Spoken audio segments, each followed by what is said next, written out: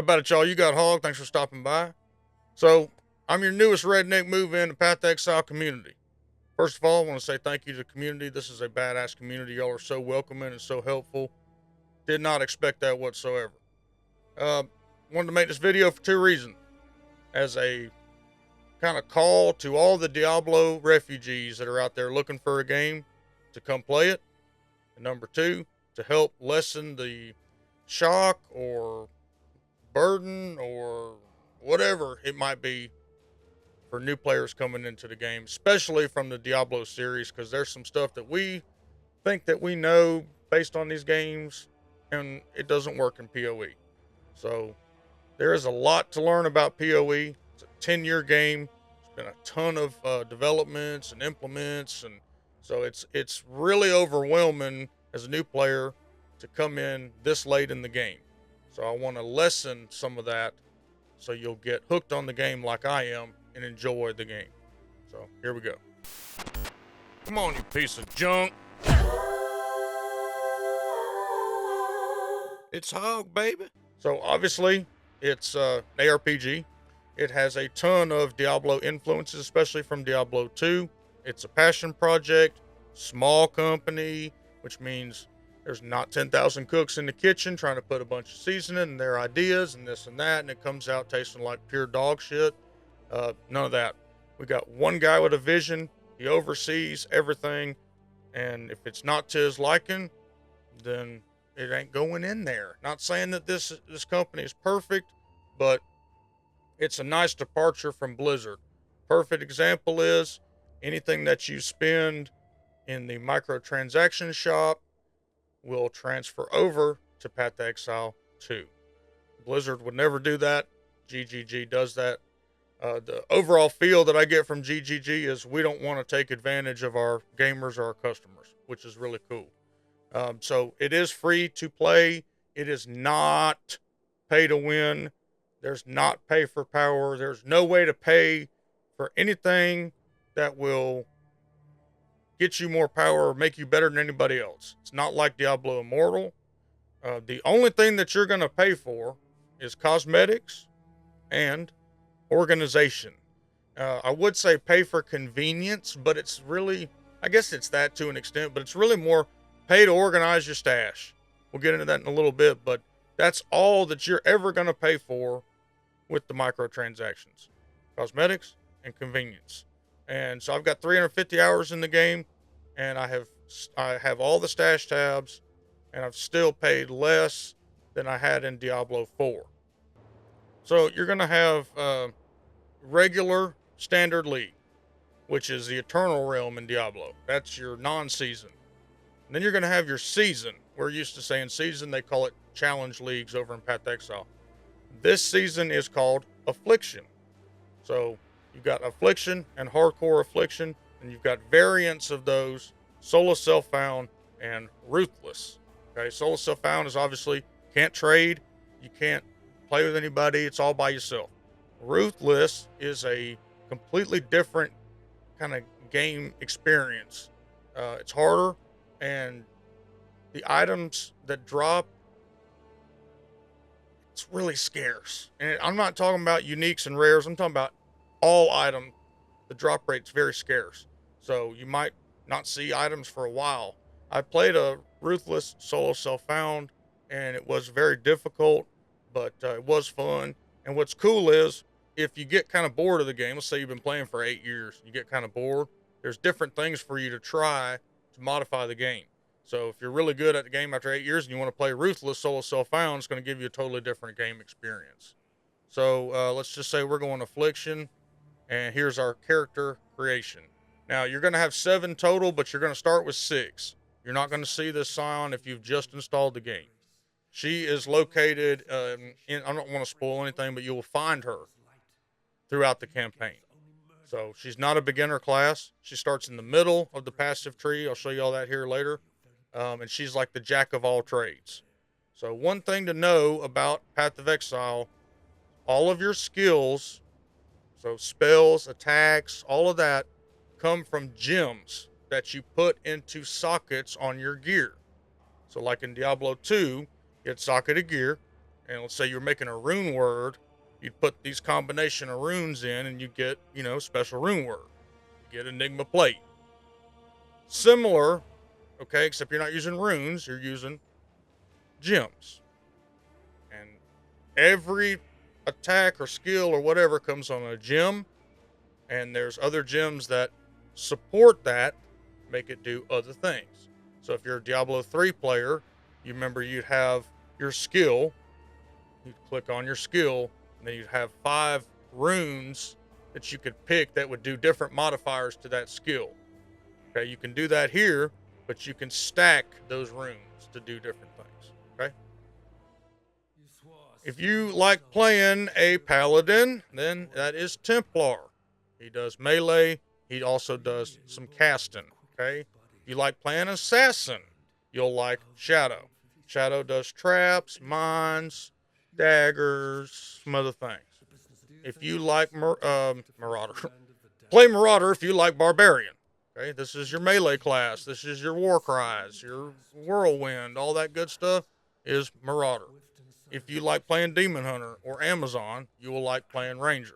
This is your bow class. Duelist is kind of a POE thing. I don't have any experience with Duelist at all, but he is like a dexterity-based melee class. So sound off in the comments below if you can provide more insight to us about Duelist. But he does, again, all these classes can do whatever you want, but this guy's more like a dexterity-based kind of attack kind of guy. And then you've got your Elementalist, your Witch, okay? If you're used to playing Necromancer, or if you like playing Wizard, Sorceress, this is the one for you. So just a quick side note, all of these characters have specializations. They're called ascendancies in this game. And the Witch, you can specialize her to be a Necromancer. It's actually like one of the most powerful witch builds right now is the Necromancer build. But she's got, if you like minions, this is your answer. You've got all kind of badass minions. You can make them do all kind of stuff. There's golems. There's just everything that you're kind of used to in Diablo 2 is here plus more. So we're just going to show you my Scion because that's what I'm playing this season. And I know I said, I started last season. So I know I said don't start that as a new character or a new player, but I got one season kind of under my belt, so I played as a Scion. It's very similar to what we're all used to. There's vendors in town. There's waypoints, just like in Diablo 2. The difference is there's 10 acts. Okay, it is very long. If you get about halfway through and you start feeling tired, you can ask the community for help. So you can see right here, somebody's asking for a price check on this for trading. There's a lot of people that talk in global chat and ask for help. The one thing that I've found so far is the Path of Exile community, probably the best gaming community I've been a part of so far. Now, there's always, some trolls and stuff. That's anywhere you go. But as far as helping new players, providing currency, providing power levels, advice, help, everyone has been so damn helpful. It's been badass. Complete difference from when I played WoW as a new player. When I went to World of Warcraft, they hate new players over there. They don't want anything to do with you. They want to play with their experienced players only. They just want to do their own thing. They don't want to have to teach anybody. It's different with Path to Exile, especially with all the influx of Diablo refugees coming in. They want everyone to feel at home, and they want to help everyone succeed. So if you're struggling, don't hesitate to reach out for help. You can also always come catch me on Twitch, and you can join our Discord. Links in the description below. We do have an area for Path to Exile, and we are prepping up real hard for Path to Exile 2. So don't be afraid to ask for help if you need it. This game is very complicated, and there's guys that have been playing it for 10 years. But you've got 10 acts. Second you get through all 10, you open up the epilogue, which is your end game. There are multiple end game activities, maps, which is Nightmare Dungeons, and what you're going to, just side note, you're going to start seeing, if you play this game, that Diablo 4 ripped a lot of things off of POE and did them shitty, like just horribly. We saw that with Season 3, with the traps and all this. you'll see that there's areas of the maps that have traps, and um, your ascendancy challenges have traps and stuff in it. It's a direct ripoff. But anyway, we have maps, which is nightmare dungeons, basically. Difference is a lot. I'll show you all that in a little bit. You have heists. You have delve, which is like, think of a mine that you can just continuously go down and down and down and down and down. Each level's harder and harder, which is basically they tried to rip that and use the gauntlet that way. You know, it's a dungeon. Think of a dungeon with infinite levels. That's what it is. Then you've got ultimatum encounters, stuff I hadn't even messed with really. You've got Beast Boy, Enar. You know, you mess with his. He's got a whole. It's called the Bestiary. He's got a whole damn area here. I'll just show you real quick. The Mingery or whatever. But this is like a beast area. Here's Enar right here, and you can capture beasts out while you're doing stuff, and come in here and kill them, and then it creates certain items. Hadn't really messed with this either. There's insane crafting. Some guys just focus on farming bases and crafting. So if you remember, everyone was complaining in Diablo 4, there's really nothing to do with bases, white base items and stuff. And they just took them out of the game so they wouldn't drop anymore. You have a use for all of those items here. And if you don't want to see them drop, guess what? You have an item filter. You just go to Path of Exile's website. Your website is linked to this profile. You find an item filter you want or make your own. And it's right here in the game. And it will filter what you see and what you don't see. Huge thing that I like, hideouts. Oh, excuse me. And community created things that you can import into your hideouts. So you find hideouts along the way as you're leveling in the campaign. It was a big thing that I wanted in Diablo 4. It never happened. Was us to have a hideout. You can fully customize the hideout. You can place things.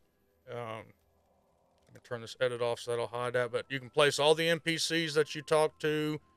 You can just decorate it however you want with all of these different things. Of course, there's microtransactions. These are all, everything I've got in here right now is free.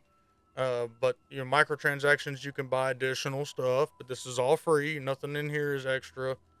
Well, I did buy the hideout so I could get this, but as far as decorations go, and I think you do have like 10 hideouts that are free.